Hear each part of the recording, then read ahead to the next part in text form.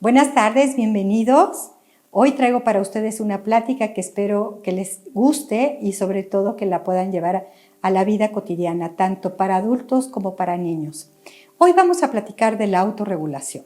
¿Qué es lo que sucede en el cerebro? ¿Qué es lo que pasa en el cerebro para podernos autorregular? Y primero quisiera llevarlos a un ejemplo de la vida cotidiana. Pensemos en un niño que quiere algo y no se le da y se tira en el piso, hace un berrinche, patalea, se golpea. ¿Qué está pasando en el cerebro de ese chiquito? Y bueno, la primera pregunta que nos podríamos hacer sería ¿cuántos años tiene ese niño? ¿Tiene 2 años? Podríamos esperar esa reacción de un niño de 2 años. Pero ¿qué pasa si lo está haciendo un niño de 5 o 6 años? ¿Qué sucede cuando un adulto no puede controlar sus emociones? ¿Qué pasa cuando es impulsivo, cuando reacciona sin pensar, cuando se llena de culpa por las cosas que hace? ¿Qué le está pasando a su cerebro que no pudo madurar? Hoy vamos a platicar y me gustaría empezar platicando justo de lo que sucede en el cerebro. Y para esto quiero poner un ejemplo. Me gustaría que después ustedes buscaran un video que está en las redes, que es un experimento de los malvaviscos. Este experimento se hizo a finales de los 60, principios de los 70, lo hizo un psicólogo, y lo que quería él era demostrar cómo un niño podía autorregularse y qué sucedía cuando alguien podía controlar sus impulsos y sus emociones. Entonces el experimento consistió en lo siguiente. En un cuarto, en una mesita, pusieron un platito con un bombón. Eran niños preescolares, niños de 4 años. Llegó el psicólogo y les dijo que ese bombón ellos podían decidir comérselo, pero que si se esperaban y se aguantaban unos minutos, iban a tener una recompensa. Iba a regresar con 2 bombones para el niño que se lograra esperar. Y entonces fueron grabando a diferentes niños y se puede ver con mucha claridad cómo cada niño actúa diferente en la relación con esta golosina. Niños que lo huelen, niños que le prueban un poquitito, niños que no aguantan y se lo comen y no esperan a la recompensa. Es muy interesante poder ver qué está sucediendo con esos niños. Y entonces el cuestionamiento es ¿qué pasa? ¿Qué pasa con ellos y qué pasa en su cerebro que logran controlar o no? Y este experimento se siguió. Estos niños ahora son adultos mayores de 40 años y se hizo un seguimiento de qué sucedió cuando fueron adultos. Y entonces se pudo observar que los niños que lograron contenerse, que los niños que se autorregularon, que se aguantaron un momento para esperar la recompensa y el segundo bombón, son adultos felices, son adultos que tienen mayor capacidad de tomar decisiones, que escogieron fácilmente una carrera, que pudieron realizar sus metas. Los niños que se manejaban con impulsos y que no pudieron esperarse, se vieron consecuencias de inmadurez en la etapa adulta, en la adolescencia y en la etapa adulta. Son adultos ahora que no se pueden controlar, que pueden manejarse más por sus emociones y que no fueron productivos en la edad adulta.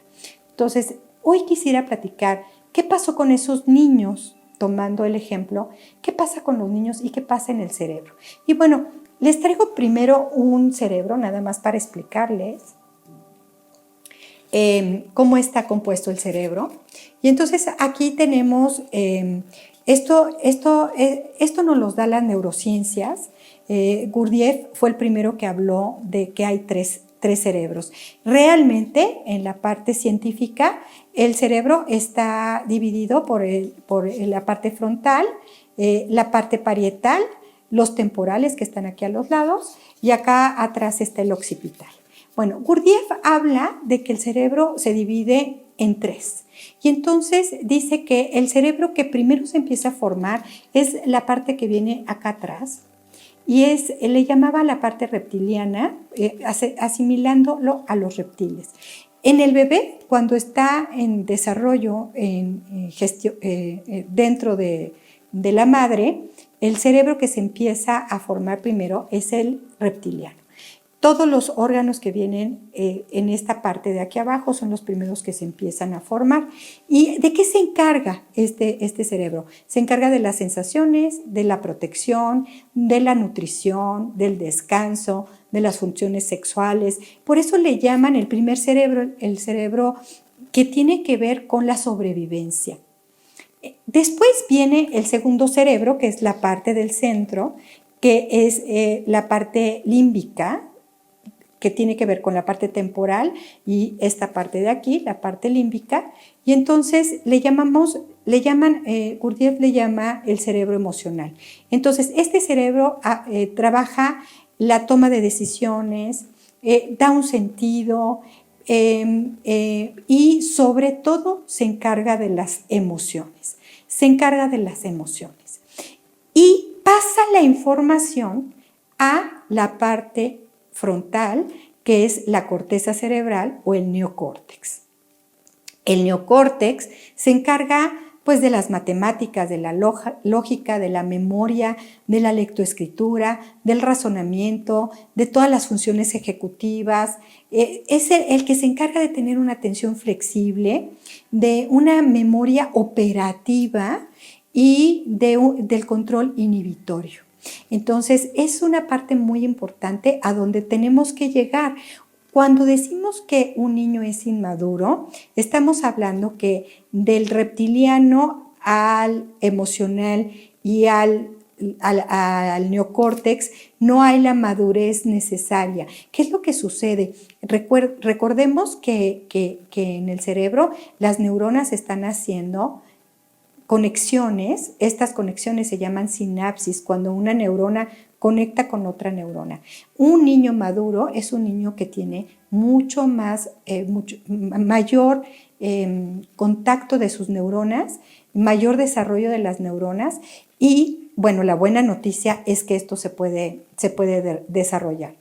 El aprendizaje, cuando nosotros queremos que un niño aprenda, viene con información que tiene que llegar, pero tiene que pasar por un significado emocional. Rogers, María Montessori hablaban de que el aprendizaje tiene que ser significativo. ¿Qué quiere decir esto? Que tiene que significar algo para que pueda llegar a la corteza, al neocórtex. Sin sensaciones y emociones no hay pensamiento coherente. ¿Qué quiere decir esto? El material Montessori es muy importante para trabajar estos tres cerebros, porque nosotros empezamos a trabajar con la parte del cuerpo, con la parte de las sensaciones. Podríamos decir que con el cerebro reptiliano. Cuando hablamos del cerebro reptiliano, por favor, no quiero que lo minimicen o que digan, híjole, ¿quién nada más está en el cerebro reptiliano? No funciona, no. Para poder nosotros llegar a esta madurez del neocórtex, hay que también desarrollar la parte reptiliana, la parte de las sensaciones. Esto lo da el material Montessori. El niño es a través de la experiencia y de las sensaciones que va a empezar a trabajar el primer cerebro. Después va a significar ese trabajo y esta sensación le va a dar una connotación o un significado emocional y entonces sí va a poderlo absorber y lo va a poder entender, lo va a poder razonar y va a poder tener lógica. Y entonces podemos platicar cómo en cada parte de nuestro cerebro están nuestras funciones, está cómo actuamos. Y entonces, regresando al experimento, ¿qué pasó con estos niños? ¿Cuál de los tres cerebros es el que estaba funcionando? Bueno, la buena noticia es que se pueden conectar, se puede hacer que este cerebro trabaje de una manera equilibrada utilizando estos tres cerebros. No existen como tal tres cerebros, tenemos uno solamente. Que si me escucha por ahí algún científico van a decir, no hay tres cerebros, no tenemos tres cabezas, tenemos solamente un cerebro. Pero esto es como para que ustedes puedan identificar cómo el cerebro lo dividieron en tres para poder entender qué es lo que hace el cerebro para el autocontrol.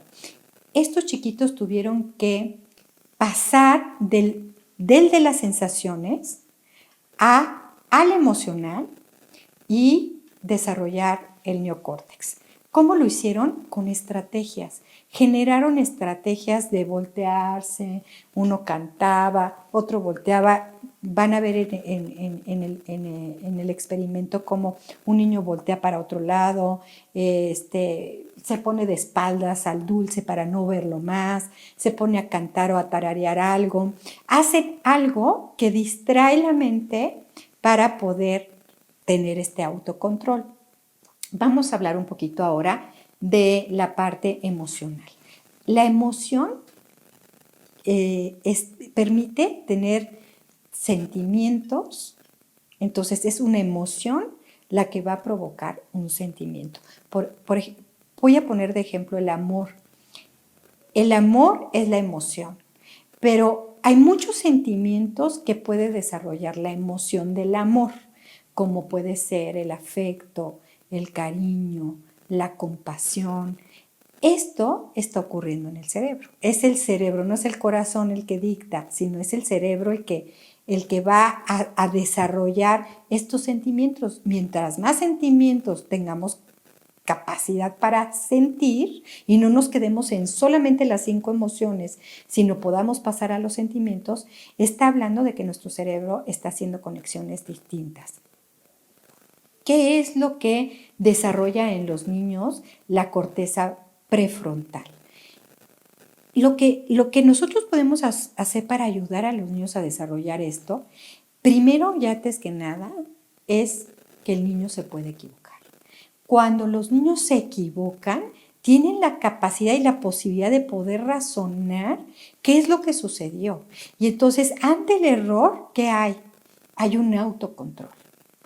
Los niños o adultos que no pueden manejarse con un error es que no tienen desarrollada esta parte. Y entonces hacen un berrinche. ¿Y cuántos adultos conocemos, y no nada más los niños, que se equivocan y botan todo y avientan las cosas, rompen las cosas porque no les salió algo y son adultos? Imagínense qué pasaba cuando ese adulto era un niño y sus reacciones eran desde el cerebro reptiliano. Los errores van a ayudar. Es un ejercicio constante para desarrollar el neocórtex. Demos a los niños posibilidades de que se equivoquen y dejemos que vivan sus consecuencias, porque es la consecuencia la que va a hacer que el niño pueda reflexionar. No le tengamos miedo a los límites.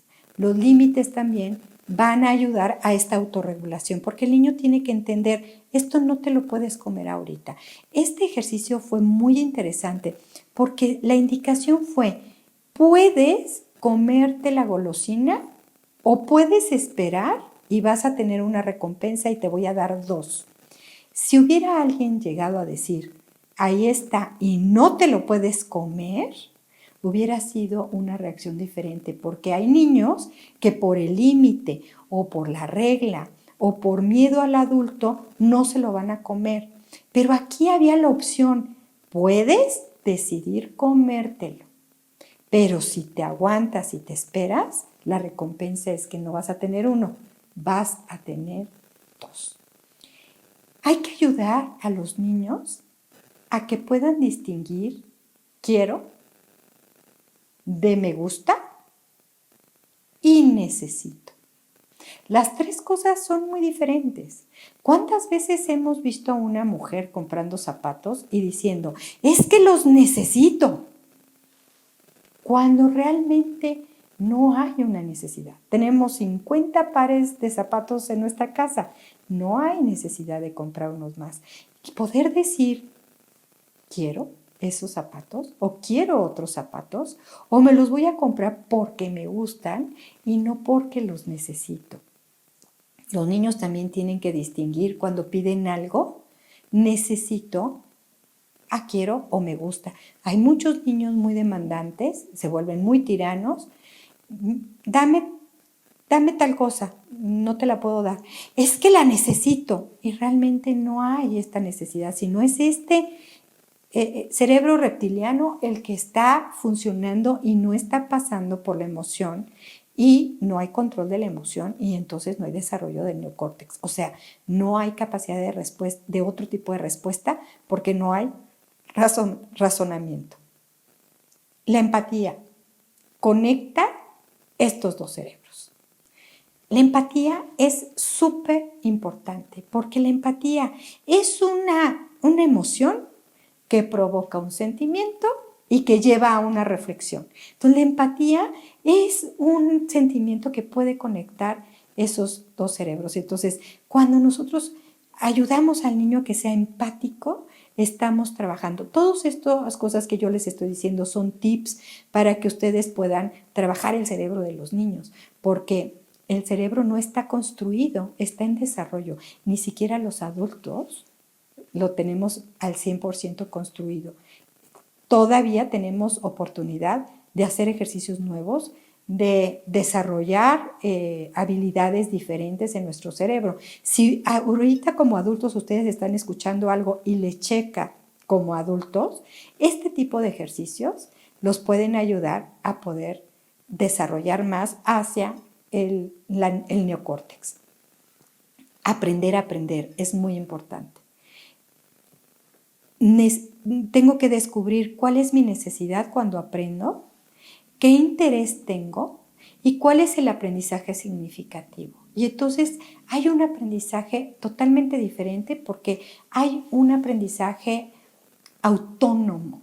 No necesito que alguien me diga lo que tengo que aprender. Puedo aprender solo. Si voy en este caminito desde una necesidad, me lleva a un interés, me lleva a generar un significado y me lleva a tener una reflexión para poder abstraer, ese es el camino del aprendizaje sano. Y estamos aprendiendo todo el tiempo. No necesitamos a un maestro que nos enseñe. Si los niños aprenden a aprender, no van a necesitar un maestro. Ellos van a reconocer la necesidad, el interés, el aprendizaje significativo, la reflexión que lo va a llevar a la abstracción. Esto va a generar una sinapsis en el cerebro totalmente diferente. Vamos entonces ahora a regresar a esta parte del autocontrol. Algo muy importante para que los niños logren el autocontrol, me gustaría hablar del carácter y quiero diferenciarlo del temperamento. Con el temperamento nacemos, el carácter se forma. Eso es lo bueno.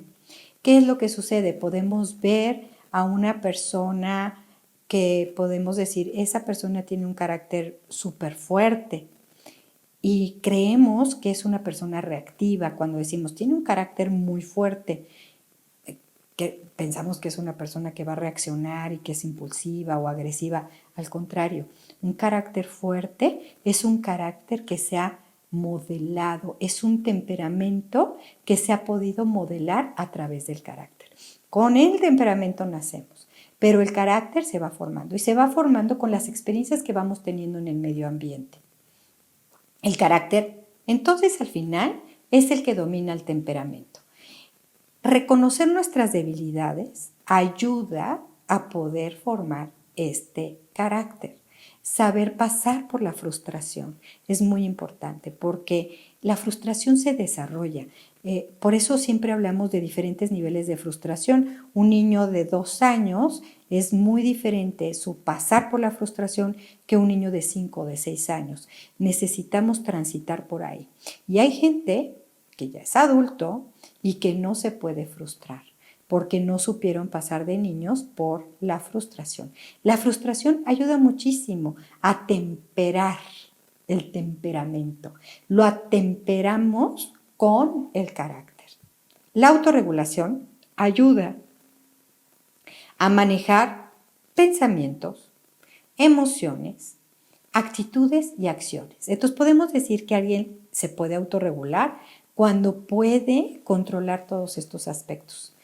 Y lo que pasa es que andamos en la vida desparramados con nuestras emociones o nuestros pensamientos, sin control, cuando debe de ser algo orgánico, porque ¿qué creen que sucede dentro de nuestro cuerpo? Nuestro cuerpo tiene una tendencia a autorregularse todo el tiempo y están funcionando todos nuestros órganos de una manera regulada. Se están regulando, nuestra temperatura se regula, la sangre, la presión. Hay una maquinaria perfecta adentro que no es como un relojito, o sea, no funciona todo el tiempo igual, pero sí empieza a funcionar más el hígado cuando es necesario. Los riñones cuando es necesario empiezan a funcionar más, o la presión sube o baja para ayudar a nuestro organismo a regularse por algo. La misma enfermedad se produce para poder regular al organismo. Nuestro organismo es sabio. Entonces, la autorregulación de nuestras emociones y de nuestras actitudes y de nuestros pensamientos debería de ser algo orgánico, debería de ser algo que fluye, como lo hacemos internamente, esto podría ser por fuera.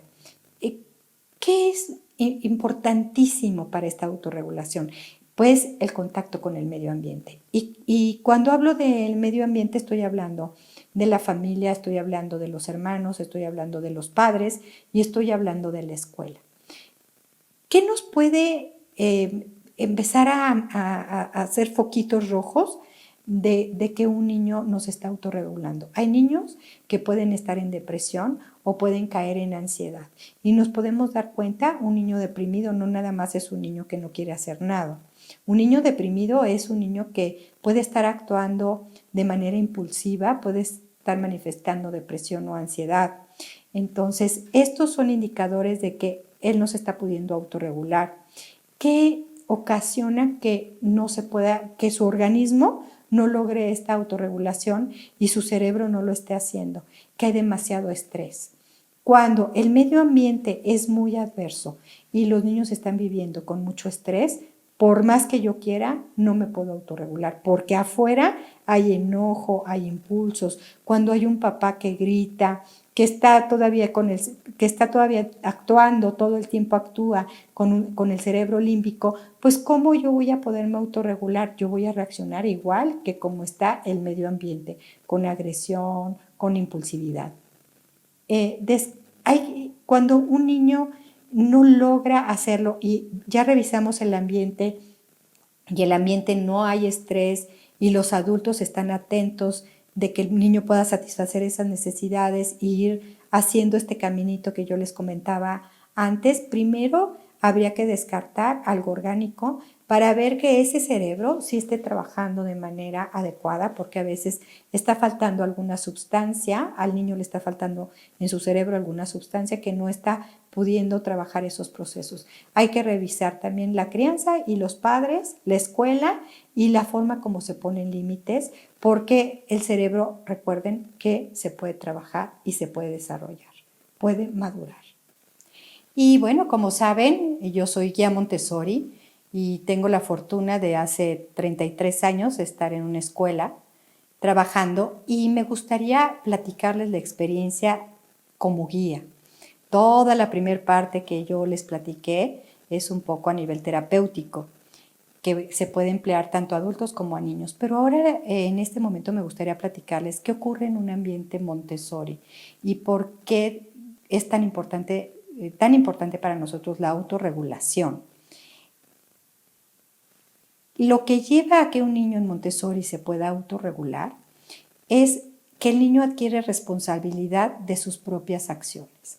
Hay límites muy establecidos y el niño vive consecuencias todo el tiempo, tanto positivas como negativas. Nosotros tomamos el cuerpo, las emociones y el razonamiento para lograr los aprendizajes con tantos materiales sensoriales que hay, donde entonces los niños van a pasar, como les decía yo, a hacer un trabajo significativo, un aprendizaje significativo y pueden llevarlo después a una reflexión o a la memoria o a la abstracción. Algo importantísimo, los niños pueden elegir libremente. Siempre tienen opciones en Montessori. Y cuando uno tiene la posibilidad de elegir desde tan cortitita edad, imagínense cada elección.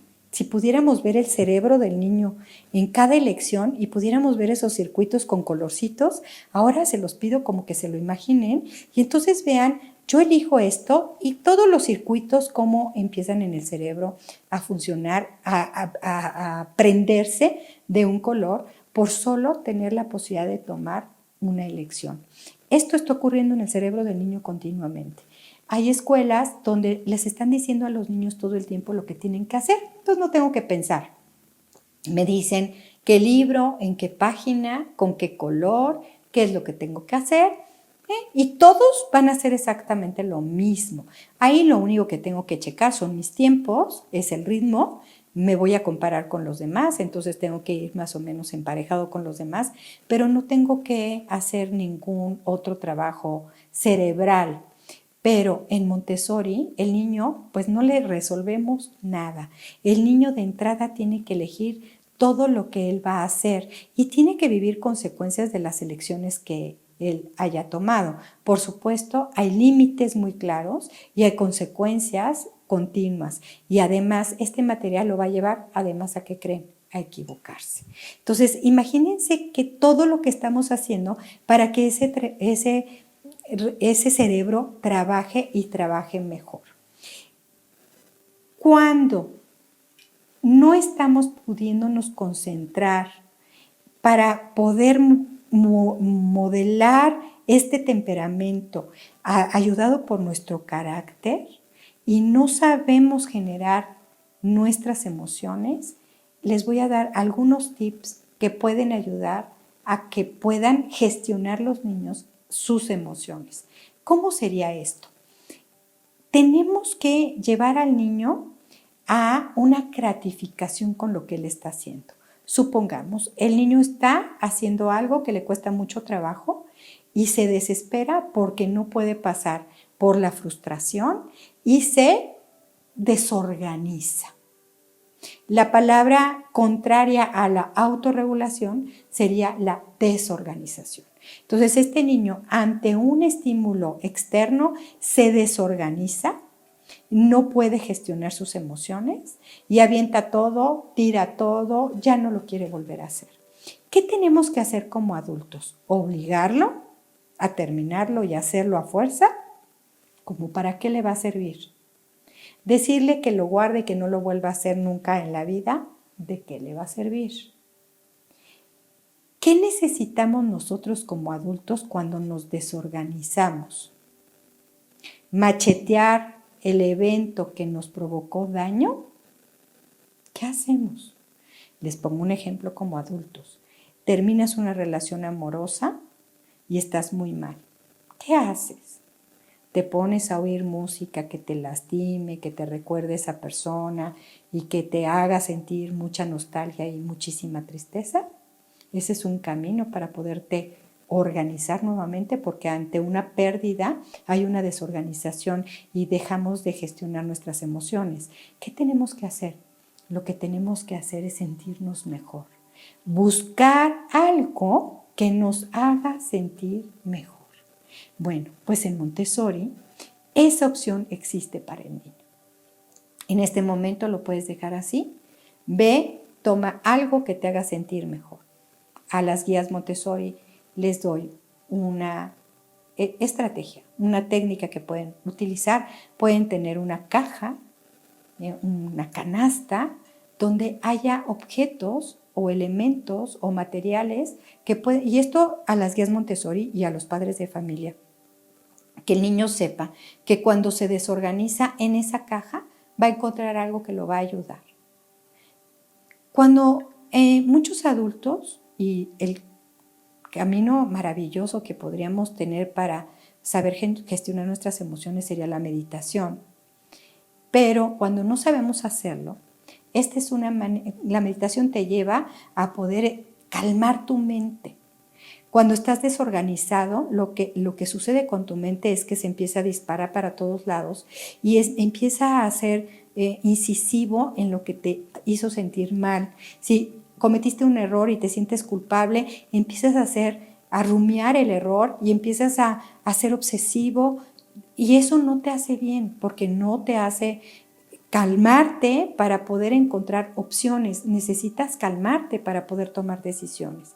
nosotros como adultos a veces nos cuesta trabajo calmarnos, imagínense a los niños. Entonces, si tenemos esa canasta para que el niño sepa que es un lugar para volverse a organizar, donde a lo mejor encuentre plastilina, donde a lo mejor encuentre un libro, donde a lo mejor encuentre algo para modelar, o un mandala para pintar, o un peluche que pueda acariciar, o una cobija con la que se pueda tapar. Nosotros sabemos cómo es ese niño, o algo con el que pueda rasgar, periódico para que pueda rasgar, pelotitas que pueda apretar, soltar, un martillito para que pueda clavar unos clavitos. Cualquier actividad que lo pueda llevar a volverse a concentrar. ¿Qué es lo que necesitamos para organizarnos? Volvernos a concentrar. Y para podernos volver a concentrar, necesitamos poner nuestra atención en otro lado. A nivel terapéutico, cuando una persona tiene un ataque de pánico o un ataque de ansiedad, la recomendación no es ponte en contacto con tu ansiedad. No, la recomendación es pon tu atención afuera, porque adentro no te puedes gestionar, no puedes organizarte si te metes.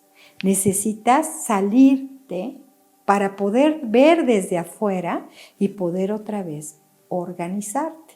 Entonces, la frase es pon tu atención afuera. ¿Y qué es pon tu atención afuera? Mantente en silencio, mantente en paz y solo observa, observa, observa, observa. Esto es poder tener tu atención, es una meditación, poder tener tu atención afuera y te empiezas a calmar. Lo que nosotros tenemos que buscar es sentirnos mejor, hacer algo que nos haga sentir bien, hablarle a alguien que nos haga sentir bien, estar acompañado o estar solo. Cada quien va a saber qué es lo que necesita para sentirse mejor. Mente distraída es mente calmada. Para podernos concentrar nuevamente, tenemos que llegar a esta mente atenta. Para poder llegar a la mente atenta, necesitamos sacarla de esa desorganización, calmarla y volverla a meter. Gestionar las emociones nos pueden ayudar a poder tomar decisiones después. Si no, no hay manera de tomar decisiones. Entonces los niños van a aprender. Los niños tienen que aprender ese camino y lo tienen que aprender desorganizándose. Y entonces cada vez que se desorganizan el cerebro va a empezar ¿no? Hasta que logran organizarse y estar en paz y estar tranquilos, y entonces va a haber una sinapsis distinta, una maduración distinta que está haciendo el cerebro. Pues yo espero que todo esto que hemos comentado sirva para ayudar a los niños y realmente acompañarlos. A veces nos desesperamos y queremos, por medio de la presión y por medio de la represión, que el niño llegue a madurar el cerebro y que llegue a organizarse. El niño tiene que pasar por esta desorganización, realmente el cerebro que está funcionando más fuerte en el niño es el reptiliano. De repente el emocional iba pasando poco a poco al neocórtex, pero realmente es el reptiliano con el que está funcionando. Entonces, ¿qué necesitamos? Acompañarlo y darle elementos, que el medio ambiente sea rico para que haga esa sinapsis, que su medio ambiente sea un ambiente de no estrés, cálido, donde él pueda aprender de lo que está viendo reflejado en el medio ambiente. Me gustaría terminar esta plática con una frase de María Montessori y dice: el niño que no ha aprendido por sí solo a dirigir sus actos o a gobernar su voluntad, se transforma en un adulto que resulta fácil y frágil gobernar y siempre necesitará el apoyo de los demás. María Montessori. Espero que les haya servido. Nuestra escuela se llama Mundo Montessori. Los invitamos a nuestros canales de YouTube, a Instagram, Facebook, a que nos sigan. Encontrarán otras pláticas que pueden ser interesantes para ustedes. Bienvenidos y buenas tardes.